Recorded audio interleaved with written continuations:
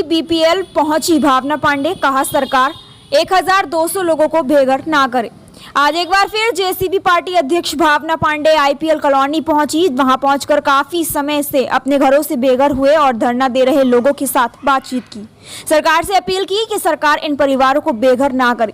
भावना पांडे का यह भी कहना है कि यह जो जमीनें खाली कराई जा रही हैं वे केंद्र सरकार के द्वारा करवाई जा रही हैं। भावना पांडे के द्वारा मुख्यमंत्री पुष्कर सिंह धामी से यह भी अपील की गई कि यह फॉरेस्ट की 10 एकड़ जमीन में इन 200 परिवारों को बसाया जाए। भावना पांडे का यह भी कहना है कि जब फॉरेस्ट की जमीन लीज पर दी जा सकती है तो उन जमीनों पर इन परिवारों को क्यों नहीं बसाया जा सकता। उत्तराखंड की रुड़की से एमडी रीना मसीह की रिपोर्ट। यही कहना चाहती हूँ, जो हमारे साथ ये दीदी खड़ी है, लगातार खड़ी है, इनका बहुत सारा है, लेकिन मैं सरकार से ये कहना चाहती हूँ, इतनी हाथापाई करने के बाद क्या हमसे क्या हासिल होगा उनको? हमें घर से बेघर करके क्या मिलेगा उनको? जो रोडों पे आदमी बांग्लादेश से पता नहीं कहाँ से बागड़ी आदमी आके बैठ जाता है, उनको भी व्यवस्था करती है सरकार, उनको भी पैसे बांट रही है, राशन बांट रही है, लेकिन हमारी जो सर पे छत है वो भी छीन रहे हैं। ऐसा क्यों? हमारे से कौन सी दुश्मन आ गई है उनको? ये बताइए आप। हमारे उस दिन हमारा घर टूट रहा, उन्होंने 4 जेसीबी इधर से लगा दी, 4 उधर से लगा दी। कहाँ जाएगी जनता? किस किस को रोकेगी? ये बताइए, अगर इतना दम होता। इसमें हम यही स्टेज लगा रहे हैं कि इस बीच में हमारी शासन प्रशासन से बात हुई, मुख्यमंत्री तक हमारी बात पहुंचे और 1200 परिवार का मामला है और करीब 2000 परिवार ऐसे हैं जो यहाँ पे रोजगार करते हैं, वो बेचारे बेरोजगार हो जाएंगे यहाँ से। और सरकार से ये निवेदन है कि किसी को बेरोजगार ना करे, किसी का घर ना उजाड़े। हमारे लिए परमानेंट कोई ऐसी व्यवस्था की जाए, जैसे दीदी ने बताया 200 गज जमीन पर मेंबर को मिलनी चाहिए। उससे ये है कि हम लोग अपना रह सकें एक साथ कॉलोनी में। और जैसा कि अभी देखा कि हमारे बीच में क्या कि शासन प्रशासन ने हमारे साथ गुंडागर्दी करी है, लाठी डंडे उन्होंने बरसाए हैं और मुकदमे उन्होंने हमारे पास ऊपर लिख दिए गए हैं। हमारे कई आदमी मुकदमे लिख दिए गए हैं। आज हमारे एक लड़के को जो आंदोलनकारी था, हमारे यहाँ भी साथ में लड़ रहा, संघर्ष कर रहा था, उसको आज पुलिस में अरेस्ट कर लिया गया है। तो मैं ये चाहता हूँ कि इस तरह जबरदस्ती किसी को न फंसाया जाए झूठे मुकदमे में, उसको खारिज किया जाए। और सब, क्योंकि यहाँ के कोई भी लोग लड़ने वाले नहीं हैं, लेकिन यह कि अपने हक के लिए लड़ाई आवाज़ उठाने वाले हैं, उसके हम पीछे नहीं हटेंगे। अगर हमारा हक मारा जाता है, सरकार अन्याय करती है, तो हम उसके लिए हर तरह से प्रयास करेंगे अपना हक पाने के लिए। तो कितना अभी पूरी हमारी कोशिश चल रही है। देखो 19 सितंबर तक का टाइम मिला है, उसमें भी हम उनको काउंटर देने वाले हैं। देखते हैं विपक्ष क्या काउंटर देता है, उसका भी तरफ देंगे। और बाकी न्यायालय ने जैसे भी आदेश दिया उसका सम्मान करेंगे, ऐसा नहीं है, उसका पूरा सम्मान है। और हम ये चाहते हैं कि 1200 परिवारों को न जोड़ें, क्योंकि ये तो सुप्रीम कोर्ट का भी आदेश है, जो 12 साल एक जगह रह जाता है तो उसको मालिकाना हक दिया जाता है। यहाँ तो 50-50 आज तीसरी चौथी बार यहाँ पर आ रही हूँ।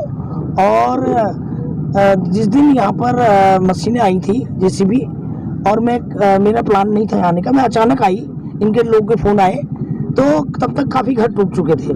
तो उसके बाद जब पुलिस प्रशासन से बात हुई, फॉरेस्ट वालों से बात हुई, उनके पास कागज पत्तर नहीं थे। और उसके बाद जब हमने कहा कि भाई यहाँ खून खराबा हो जाएगा, तमाम जनता है और आप इनके सर फोड़ोगे, ये आपके सर फोड़ेंगे, तो लिहाजा आप मशीनें बंद कर दो। तो मशीनें बंद कर दी उन्होंने। फिर उसके बाद मैंने ये कहा कि भाई और ज़्यादा लोग आक्रोश में हैं, आप मशीनें ले जाइए। और फिर उसके बाद 15 मिनट में वो लोग मशीनें लेके चले गए और बहाना करने लगे। दूसरी तरफ फिर उन्होंने मशीनें चला दी कि हम खाली घर तोड़ रहे हैं। वो इन लोगों को मेंटल प्रेशर दे रहे हैं। दरअसल बात क्या है कि ये आईडीबीएल कंपनी एक भारत सरकार की कंपनी है, इसको किसी एक बहुत बड़े उद्योगपति ने को दे रहे हैं लोग। और इसी तरह गुड़गांव में भी ज़मीन है, नोएडा में भी ज़मीन है। अभी मुझे विश्वसनीय सूत्रों से पता चला कि ये जो ज़मीनें हैं यहाँ पर, इसको खाली करा रही है भारत सरकार। मुख्यमंत्री के हाथ में भी कुछ नहीं है, हाँ, केंद्र सरकार।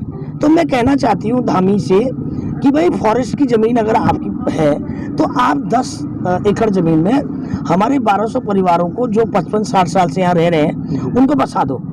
200-200 गज का प्लॉट दे दीजिए। और नहीं तो यहाँ पर बहुत ज़्यादा खून खराबा हो जाएगा और केंद्र सरकार की बदनामी हुई, उत्तराखंड सरकार की बदनामी तो हो ही गई है। तो अगर इसकी अगुवाई मैं करूँगी। और अभी तो हमें टेम्परेरी रिलीफ हाई कोर्ट से मिला है और मैं धन्यवाद करना चाहती हूँ सभी जो कोर्ट तक पहुँचे हैं और इनको थोड़ा 1-1.5 महीने का जो आश्वासन मिला है। और मेरी डिमांड है, मैं उत्तराखंड की बेटी और ये मेरे उत्तराखंड के परिवार के लोग हैं, उत्तराखंड के लोग हैं। और मैं चाहती हूँ कि जो लोग 8-12 साल से अगर जिस ज़मीन पर रहते हैं तो उनका मालिकाना हक हो जाता है। तो इनका तो 55 साल 60 साल हो गए हैं। तो आप लोग 200 गज 10 एकड़ हमारे लिए अलग कर दीजिए और 200 गज जमीन एक आदमी को दीजिए, तभी ये मामला शांत होगा, वरना केंद्र सरकार के लिए बहुत मुश्किल होगी। मैडम ये नहीं, सरकार ने तो कोई भी आश्वासन नहीं दिया। सरकार तो गुंडा राज चलाती है ना, और एकड़ उठा के फेंक देगी। अभी एक एक करके किसी को बंद कर रहे हैं, किसी को अभी एक लड़का जो नारे कर रहा था, लगा रहा था, जो अगुवाई कर रहा था, उसके ऊपर मुकदमे दर्ज कर दिए। कल मेरे ऊपर भी मुकदमे दर्ज होंगे, मगर मैं तो मुकदमे की परवाह नहीं करती, मगर मैं उत्तराखंड के लोगों के साथ हूँ। और मैं सिर्फ ये कह रही हूँ कि ये बात आराम से सुलझ जाए, आपसी बातचीत से समझ जाए। धामी हमें बुलाए और मैं यहाँ के 10-20 लोगों को लेके जाती हूँ, धामी से बात करती हूँ, धामी केंद्र पे इस बात को रखे। और क्यों नहीं मिल सकती है? तमाम आप गुंडे लोगों को फॉरेस्ट की जमीन लीज पे दे रहे हो। 99 अभी निकालूंगी इनका इतिहास, तमाम फॉरेस्ट की जमीन उन्होंने कितनी लीज पे दे रखी है।